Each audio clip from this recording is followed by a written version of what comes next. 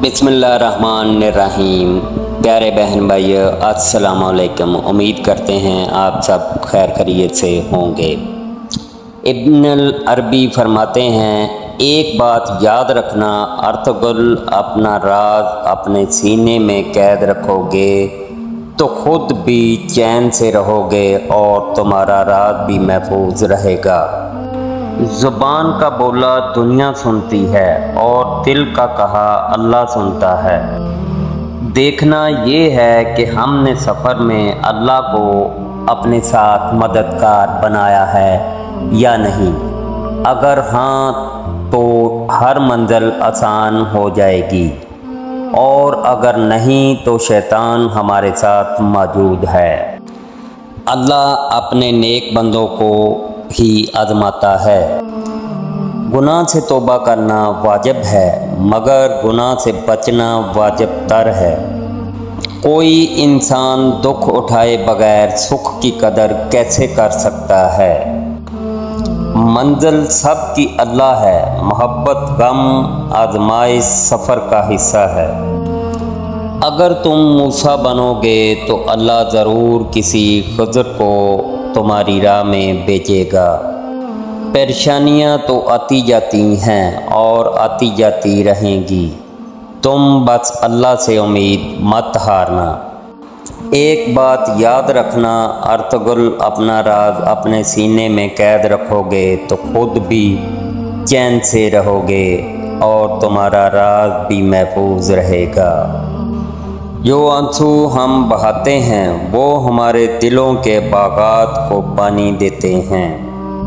ईमान और हया दो ऐसे परिंदे हैं कि अगर इनमें से एक उड़ जाए तो दूसरा खुद ही उड़ जाता है। दूसरों को जलील करके इज्जत पाने वाला हकीकत में खुद जलील होता है। मोहब्बत ढूंढने वालों को नहीं बांटने वालों को मिलती है। बेशक ये कुरान तो नसीहत है, बस जो चाहे रास्ता इख्तियार कर ले अपने रब तक पहुँचने का। मुखलस की तलब हो तो पहले खालस होना पड़ता है। सुकून उससे दूर भागता है जो दुनिया में सुकून की तलाश करता है। अपने राज खुद तक महदूद रखकर बहुत सी परेशानियों से बचा जा सकता है। लोगों की बातों पर ध्यान देना छोड़ दें क्योंकि इज्जत और रिज़्क अल्लाह देता है, लोग नहीं। कोई किसी से ना डरे सवाए गुनाह के और ना कोई किसी से उम्मीद रखे सवाए अल्लाह के। जब भी हज़रत मोहम्मद सल्लल्लाहु अलैहि वसल्लम का ख्याल मेरे दिल में आता है तो मैं अपने आमाल का सोचकर शर्मिंदा हो जाता हूँ। ज़बान का बोला दुनिया सुनती है और दिल का कहा अल्लाह सुनता है। अपने राज को अपने दिल में रखो, इससे तुम भी सुकून में रहोगे और तुम्हारा राज भी महफूज रहेगा।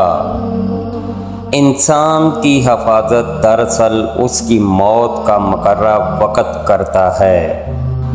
तुम उसकी मसरत को नहीं जानते मगर वो रब तुम्हारी हर तकलीफ़ को जानता है। नाराज़ ना हुआ करो एक दूसरे से, हम और आप इनके उम्मती हैं जो दुश्मनों से भी मोहब्बत किया करते थे। औरत हमेशा मर्द के अंदर एक ही तलाश करती है और वो है खुद अपनी खुशबू। अगर ये मिल जाए तो वो उसकी हो जाती है। क्योंकि औरत मर्द से बनी है इसलिए औरत का मर्तबा मर्द से पस्त है। अल्लाह ताला फरमाता है कि मर्दों को औरतों पर एक दर्जा फजीलत है।